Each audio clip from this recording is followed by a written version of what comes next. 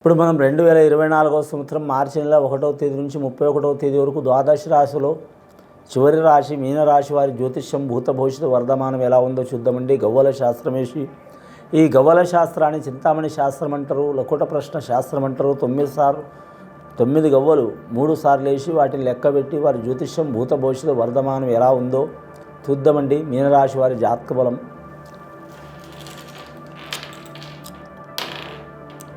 అలాగే మార్చి నెల 1వ తేదీ నుంచి 30వ తేదీ వరకు, అలాగే మహాశివరాత్రి ఘడియ, హోళిక పౌర్ణమి ఘడియ ఎలా ఉందో వారి పేరు మీద మీనరాశి వారి జాతకం మీద చూద్దామండి. 6 గవ్వలు పడ్డాయండి మీనరాశి వారి జాతకంలా. 6వ సంఖ్య అంతా అనుకూలత ఉండదండి వీరి జాతక బలంలా. ఎందుకంటే గురు మహర్దశ జాతకం వీరిది, శని మహర్దశ జాతకం వీరిది. రాష్ట్రాధిపతి గురుడు, ఎల్నాటి శని ప్రభావం నడుస్తుంది. వీరి జాతకంలో ఏ పని చేసినా అంటి ముట్టనట్లే ఉంటుందండి. కానీ వీరికి బరువు బాధ్యతలు ఎక్కువైతాయి. సనాతన ధర్మం పాటిస్తారు, పెద్దల మాట ఆలకిస్తారు, ఎవరి మాట అయినా గ్రహిస్తారు. ఎవరితో ఎలా ప్రవర్తించాలో చాలా వరకు ఆలోచన ఉంటుంది. గురు చెప్పిన విద్య లేకపోయినా కానీ మాత్రం సంస్కారం చాలా ఉంటుంది వీరి పేరు మీద. పెద్దలు నేర్పిన తెలివితేటలు చాలా ఉంటాయి. సమాజంలో ఎవరితో ఎలా ప్రవర్తించాలనే ఆలోచన ఉంటుంది. కాబట్టి వీరి జాతక బలానికి ఎన్ని ఆటంకాలు, చిక్కులు, చికాకులు ఇచ్చినా బరువు బాధ్యతలు ఎత్తుకునే అవకాశం ఉంటుంది. బరువు బాధ్యతల్ని పక్కన పెట్టి పారిపోయే తత్వం అయితే ఉండదు వీరి జాతక బలానికి. ఈ నెల చాలా వరకు కార్యాలు కలిసి వచ్చే అవకాశం ఉంది. శుభకార్య విషయంలో కూడా కలిసి వస్తుందండి. కళ్యాణం కావచ్చు, శుభకార్యం మాట్లాడడం కావచ్చు, ఇల్లు కొనడం కావచ్చు, తీసుకోవడం కావచ్చు, అమ్మటం కావచ్చు, బిజినెస్ మొదలుపెట్టడం కావచ్చు. ఇంకా విద్యార్థులకు చూడాలంటే మాత్రం వైద్య రంగం వారికి ఇబ్బందులు ఉంటాయండి. ఇంజనీర్ రంగం వారికి లాభం ఉంటుందండి. అలాగే వీరి జాతకంలో ఐఏఎస్, ఐపీఎస్ రంగం వారికి కలిసి వచ్చే అవకాశం ఉంటుందండి.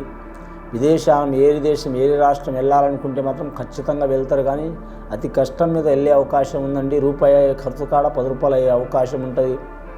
రుణానుబంధం రూపేణ గంధం అన్నారు. రుణ చిక్కులు చాలా ఉంటాయి. ఉత్తరాభద్ర నక్షత్రం వారు చాలా జాగ్రత్తగా ఉండాలండి. ఇబ్బందులు, చిక్కులు, చికాకులు ఉంటాయి. రేవతి నక్షత్రం వారికి కలిసి వచ్చే అవకాశం ఉంటుంది.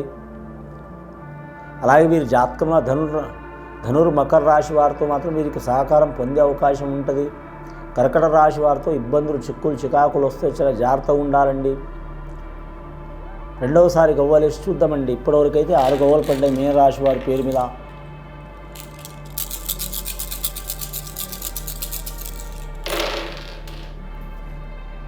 నాలుగు గవ్వలు పడ్డాయండి. రాహు మహర్దశ గవ్వలు. 4వ సంఖ్య కూడా అంత అనుకూలత లేదండి. దయ్యం, భూతం, మంత్రం, తంత్రం, చెడుపు, చేతబడి ఏది లేదనుకుంటారండి. కానీ మాత్రం మంచి అక్కడ ఉన్నదో చెడు అక్కడే ఉంటుందండి వీరి జాతక బలానికి. వీరికే కాదు, ఎవరికైనా, ఏ రాశి వారికైనా, ఏ మనిషికైనా, ఏ నక్షత్రంలో ఉన్న వారికైనా, నమ్మిన వారికైనా, నమ్మని వారికైనా చెడు అయినా మంచి పక్కనే ఉంటుంది, మంచి అయినా చెడు పక్కనే ఉంటుంది.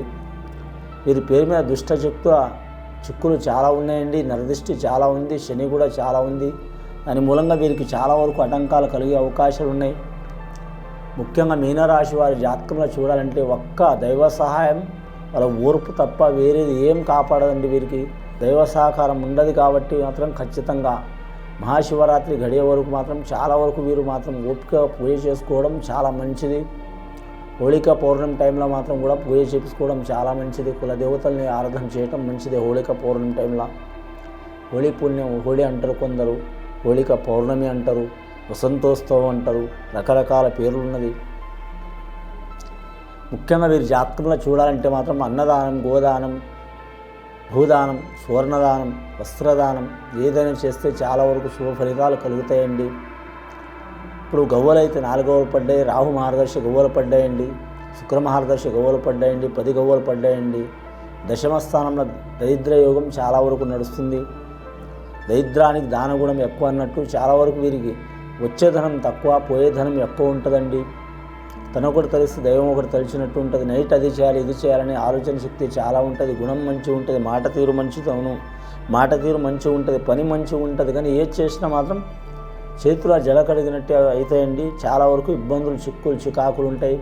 వ్యవసాయం చేసేవారికి, ఉద్యోగం చేసేవారికి, విద్యలు నడిచేవారికి, వ్యాపారస్తులకు అన్ని రకాల వారికి ఆటంకాలు వస్తాయండి. ఆటంకాలు పోవడానికి మహాశివరాత్రి వరకు ఓపిక పట్టుకొని మహాశివరాత్రి గడియలు మాత్రం మహాశివుడికి దర్శనం చేసి పూజ చేసి జాగరణ చేస్తే చాలా వరకు సత్ఫలితాలు కనబడే అవకాశం ఉన్నదండి. మూడవసారి గవ్వలేసి చూద్దామండి. ఇప్పటివరకు 10 గవ్వలు పడినాయి.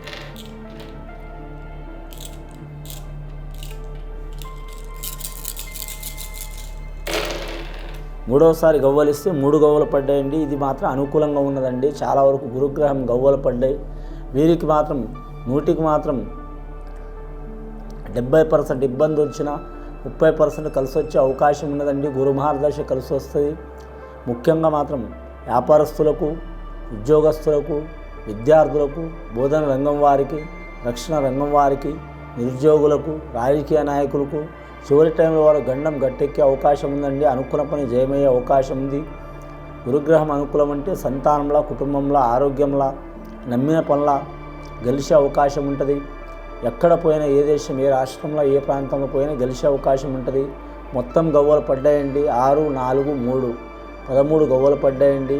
1 రవి మహాదశ, 3 గురు మహాదశ. రాజకీయ రంగం వారు కలిసి వచ్చే అవకాశం ఉంది. కౌంట్ లెక్క పెడితే 13, 1 + 3 అంటే 4, 4 అవుతాయండి. రాహు మహాదశ కొద్దిపాటి ఆటంకాలు వస్తాయి.